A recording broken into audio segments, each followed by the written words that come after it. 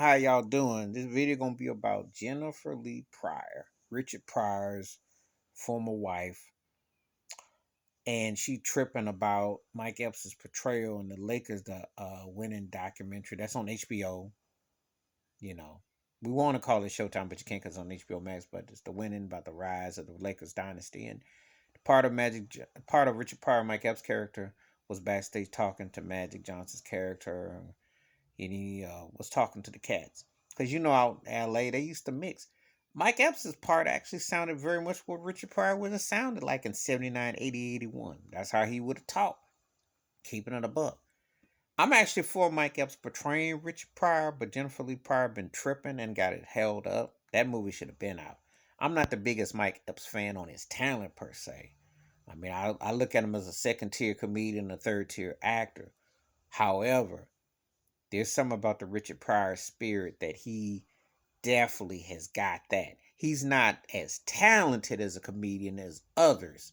I'll never put Mike Epps with, many great, but I will say he challenged the Richard Pryor spirit that Steve Harvey wishes he could, because he did everything else but get that spirit. Mike Epps got that spirit. So you guys to give it. That movie should have been out. All due respect to Freddie Mercury and Queen's movie and Elton John's movie, the Richard Pryor movie should have been out, and it would have done for black biopics wonders.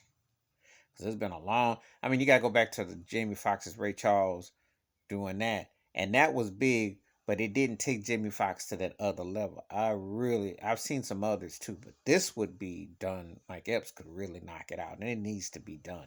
Because Richard Pryor is the king of comedians. I don't care what nobody says. And before people come out here and say, oh, Chappelle or this person, that person, they wouldn't be where they are without Pryor. Pryor opened up all that. Pryor was the most dominant black comedian, and for white folks too, because he opened up doors. He had Robin Williams as protege, had them on the sidelines. Come on now, Pryor was the dude. He opened up all that door. There've been more successful black comedians who got bigger, i.e., Eddie Murphy, to what you got with Kevin Hart, but they don't go there without Pryor's boldness and how he was innovative. But anyway, Jennifer Lee Pryor needs to start tripping and get that Richard Pryor movie out and let that thing marinate and be cooking on the screen. We've been due with that. We've been long overdue, because Richard Pryor's legacy needs to. He, along with Muhammad Ali in the 70s, were two of the most important voices in entertainment aspects for African Americans, but also what they spoke out about and what they said. And Pryor dropped lots of tea and lots of truth.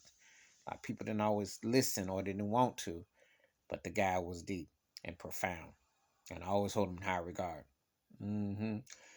Please hit that like, that subscribe, welcome thoughts, comments, and I do respond. Thank you. Wash your hands, keep your mind clear, watch out for another. And Jennifer Lee Pryor needs to stop tripping and let that Richard Pryor film and everything else marinate. And Mike Epps did a great job on that. I watched that. That's my favorite show going. That and the Bel Air is the only two shows I mess with that are out now on an everyday basis that I like. I like the Wonder Years. That's cool. The New Breed was cool. And I keep my eyeball on Snowfall. But that Lakers thing on HBO Max and Bel Air, those are the shows. Everything else, I can wait. I'm out.